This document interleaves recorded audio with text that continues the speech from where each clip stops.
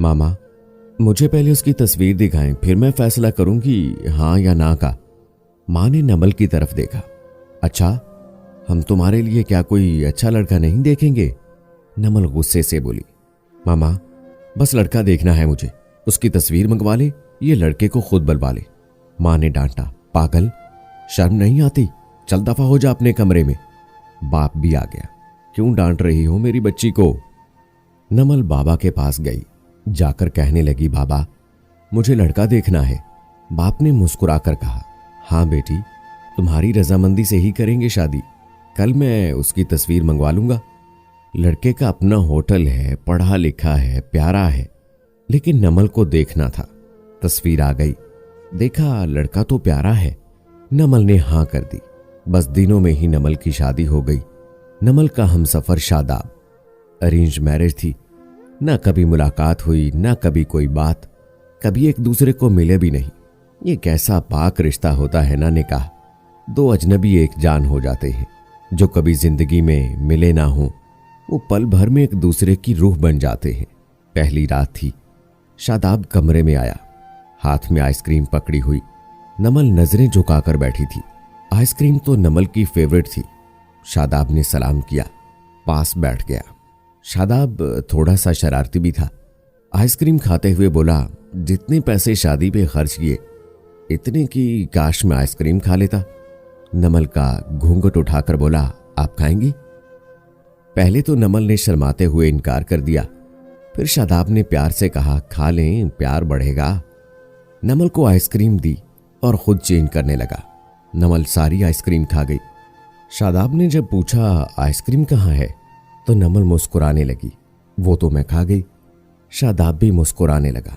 बहुत कंजूस हो आप तो, पहले कहती थी नहीं खानी और अब देखो सारी की सारी खा गई। हाय, मेरे 50 रुपए की थी। शादाब को इतना तो समझ गई थी पहली ही रात कि शादाब दिल का बहुत अच्छा है। रात भर मोहब्बत भरी बातें होती रही। जिंदगी अपने असल सफर की तरफ गामजन हो गई थी। नमल के भाई की शादी थी। नमल 4 महीने की हामला भी थी। नमल ने शादाब से कहा, मुझे भाई की शादी पे जाना है। शादाब ने नमल के पास बैठकर बोला, नमल, डॉक्टर ने आपको सफर करने से मना किया है, इसलिए मैं कोई रिस्क नहीं लेना चाहता। मैं नहीं इजाजत दे सकता शादी पे जाने की। नमल को बहुत गुस्सा आया। शादाब, आप पागल हो गए हो? मेरे भाई की शादी है और आप कह रहे नहीं जाना। आप मुझे कार पे आराम से छोड़कर आ जाएं बस। शादाब ने नमल का हाथ पकड़ा, मोहब्बत से फिर समझाने लगा, नमल, क्यों फजूल की जिद करती हो? डॉक्टर ने सफर करने से मना किया है तो मैं नहीं जाने दे सकता तुमको। तुम लापरवाह हो जाती हो और मैं तुमको किसी के भरोसे नहीं छोड़ सकता। इतना कहकर शादाब कमरे से बाहर चला गया। नमल रोने लगी। नमल ने अपनी माँ को फोन किया। शादाब मना कर रहा है शादी पे आने के लिए। माँ ने समझाया, बेटा अगर वो कह रहा है तो ना हो। लेकिन नमल की भाभी और भाई जिद करने लगे, क्यों नहीं आने दे रहा शादाब हमारी बहन को? वो रात को आए। शादाब भी घर था।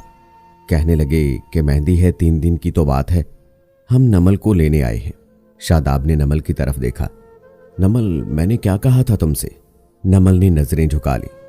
कमरे में चली गई उठकर। शादाब को गुस्सा तो बहुत था, लेकिन सब्र कर लिया। 1000 रुपए जेब से निकाले, नमल को दिए। ये कुछ पैसे रखो, बाकी और चाहिए हुए तो ले लेना, मैं आऊंगा कल। नमल बहुत खुश थी।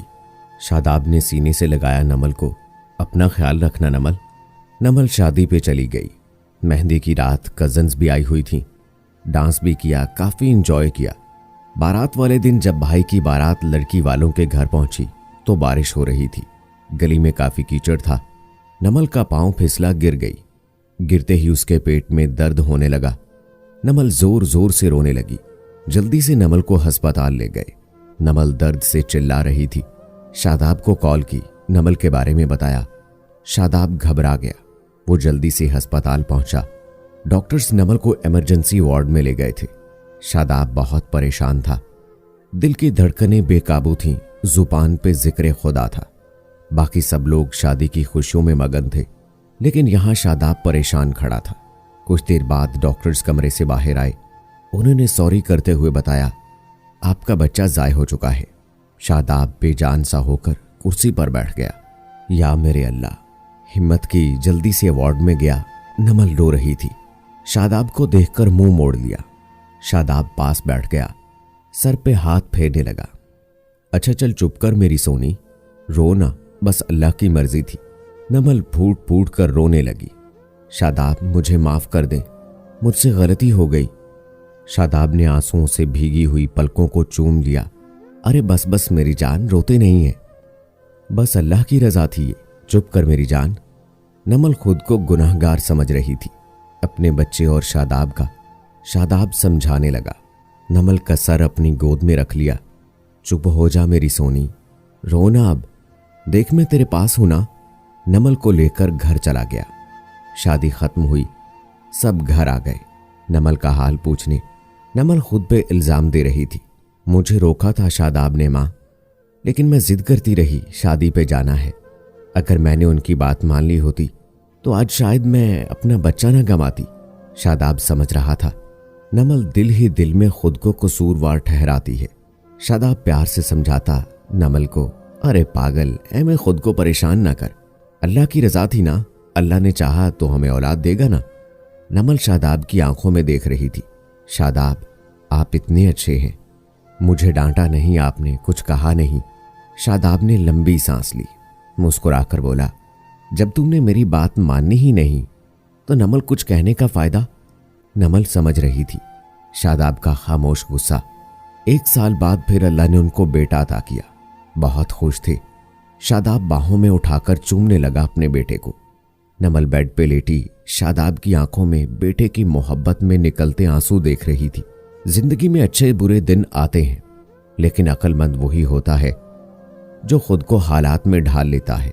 शादाब के 2 भाई जो शादाब से अमीर थे, उन दोनों भाइयों का अपना अच्छा खासा बिजनेस था, लेकिन शादाब का छोटा सा होटल था जिससे गुजारा हो रहा था। नमल ने जिद की, शादाब बच्चे को गर्मी लगती है इसलिए रोता है, मुझे कमरे में एसी लगवा कर दो। शादाब ने सर पे हाथ रखा। अरे नमल, पागल हो गई हो क्या, मेरे पास नहीं है पैसे एसी के लिए। नमल ने जिद की, मुझे एसी चाहिए बस कमरे में। बेटे को अपने सीने पे लेटाकर खेल रहा था बेटे के साथ शादाब। उधर नमल बस एसी लगवाने की जिद किए बैठी थी। शादाब ने नमल का हाथ पकड़ा, अपने करीब किया। नमल, पता नहीं क्यों इतनी जिद्दी हो, लगवा दूंगा एसी। क्या हुआ नमल की एसी लगवाने की जिद का नतीजा?